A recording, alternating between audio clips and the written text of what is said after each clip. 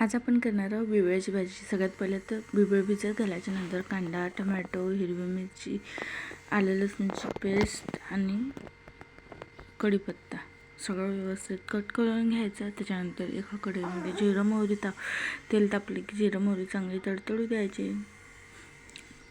मोहरीत नंतर कढीपत्ता ॲड करायचा।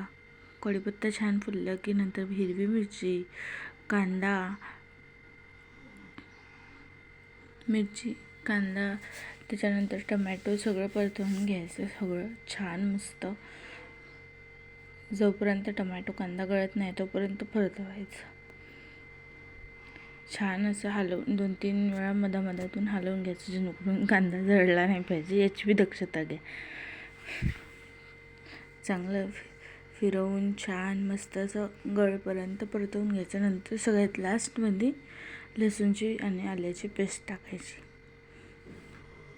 ते झालं की त्यांच्यामध्ये आपण जे आपले मसाले ॲड करायचे, तिखट, मीठ, हळद मसाले ते सगळे टाकायचे। आपण याच्यामध्ये पास्ता मसालासुद्धा टाकू शकतो।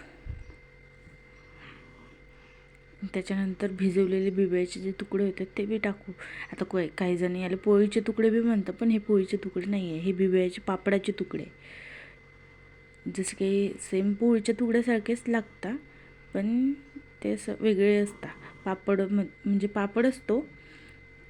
नंतर त्याला सगळं मॅश करायचं, चांगलं हलवून घ्यायचं मस्त छान, आणि नंतर कोथिंबीर ॲड करायची। झाली आपली बिबळ्याची भाजी। चला या मग खायला।